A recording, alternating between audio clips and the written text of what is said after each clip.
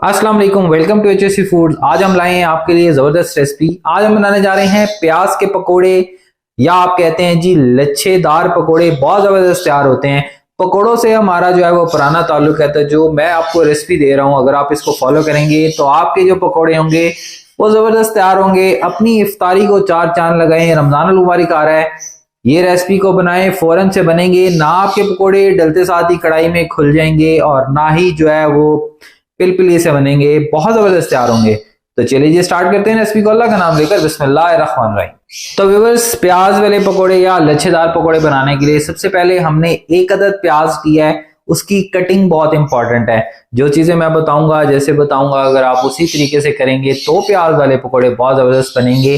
Channel पर नए हैं तो चैनल को सब्सक्राइब कर दें, बेल आइकन के बटन को मस्ट प्रेस कर दें, ताकि मेरी आने वाली हर न्यू वीडियो, ये रेसिपी आप तक बर वक्त पहुंचती रहे। और अगर मुझे फेसबुक पे देखना है तो प्लीज मेरे पेज को फॉलो कर दें। तो एक अदद प्याज है, उसको इस तरीके से आपने कट करना है कि वो सर्कल में काट लें, या इवन अगर आप उसको सेंटर से करके काट लें, लेकिन करना इस तरीके से कट है कि प्याज। तो व्यूअर्स, आपने प्याज की कटिंग इस तरीके से करनी है। अब बारी आती है आलू की। एक अदद आलू ले लेंगे, सेम आपने इसी तरीके से पहले उसको स्लाइस पे कट करना है। ये जो कटिंग मशीन है आपके पास होना जरूरी है, अगर नहीं होगी तो थोड़ा सा टाइम लग जाएगा।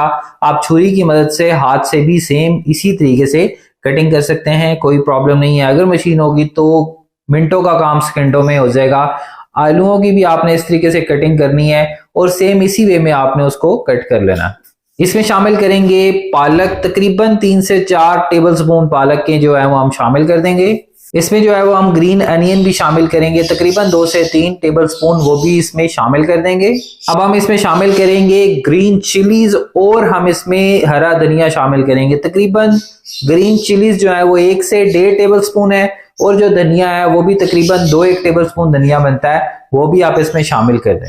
व्यूअर्स, अब हम इसमें शामिल करने जा रहे हैं कुछ स्पाइसेस। बहुत ज्यादा स्पाइसेस नहीं शामिल करेंगे, क्योंकि जो पकोड़ों का टेस्ट होता है वो खुद का भी कोई टेस्ट होता है। अगर आप इसमें बहुत ज्यादा मसाले डाल देंगे, बहुत ज्यादा लाल मिर्च डाल देंगे, नमक डाल देंगे, तो आपको उसी का टेस्ट आएगा, तो पकोड़ों का टेस्ट नहीं हुआ। क्योंकि हमने सारी चीजें इसको बैलेंस करके डालना है और इसका अच्छा सा हमने टेस्ट तैयार करना है। तो हम आधा छोटा चम्मच पीसी हुई लाल मिर्च का शामिल कर देंगे, आधा छोटा चम्मच ही नमक का शामिल कर देंगे, आधा छोटा चम्मच ही कुटी हुई लाल मिर्च का शामिल कर देंगे, आधा छोटा चम्मच हम सूखे धनिए का शामिल कर देंगे, एक छोटा चम्मच जो है वो साबुत सूखा धनिया वो भी इसमें शामिल कर देंगे, आधा छोटा चम्मच जीरे का वो भी शामिल कर देंगे। व्यूअर्स, पहले स्टेप में हमने कुछ चीजें शामिल की, देन सेकंड स्टेप में हमने इसमें स्पाइसेस शामिल किए। अब हम इसमें शामिल करने जा रहे हैं बेसन, और एक और चीज शामिल करेंगे। तो बेसन कितना शामिल करेंगे, आप पहले तकरीबन 1 से 1.5 कप बेसन का डालकर देख लें। अगर और रिक्वायर्ड होगा तो आप और भी डाल सकते हैं। तो 1 से 2 कप बेसन का मैं जो है स्टेप वाइज डाल रहा हूँ। पहले थोड़ा सा डालूंगा, देन मिक्स करने के बाद फिर डालूंगा, ताकि मुझे आइडिया हो जाए कि मुझे कितना बेसन रिक्वायर्ड है। बेसन शामिल करेंगे और साथ ही हम इसमें आटा भी शामिल करेंगे। जो भी आपके घर में आटा अवेलेबल है, गंदुम का आटा, वो आप इसमें शामिल कर दें। तकरीबन 1/4 कप आटे का भी आप इसमें शामिल कर सकते हैं। इसमें जो है वो हम थोड़ी सी कसूरी मेथी ऊपर से डाल देंगे।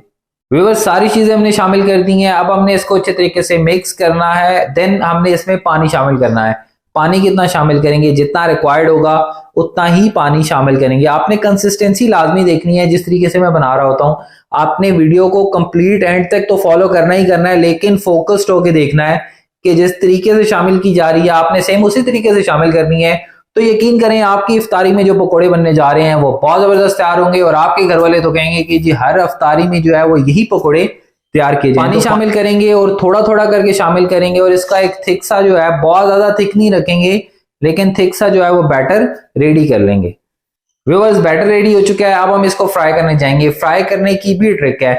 बहुत सारे लोग ऐसे होते हैं जो शिकायत कर रहे होते हैं कि जी हम तो कढ़ाई में पकोड़े डालते हैं, ठीक है, वो खुल जाते हैं, क्योंकि ऑयल जो होता है वो ठंडा होता है, या उन्होंने जो बैटर होता है वो बहुत अच्छे तरीके से रेडी नहीं किया होता।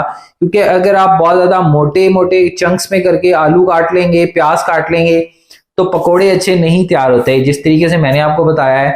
अगर आप वो तरीका फॉलो करेंगे तो आपके पकोड़े जो है वो बहुत जबरदस्त तैयार होंगे। ऑयल जो है वो आपने मीडियम हीट पर अच्छे तरीके से गर्म कर लेना है। तो चलिए जब हम इसको फ्राई करते हैं।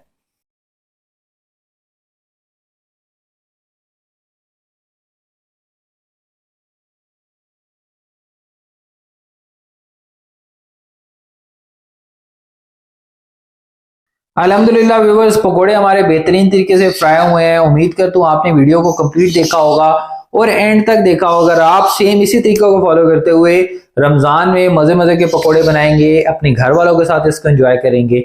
अगली वीडियो या रेसिपी तक के लिए अल्लाह निगहबान। Thank you so much for watching HSC Foods. अल्लाह हाफिज, साइनिंग ऑफ।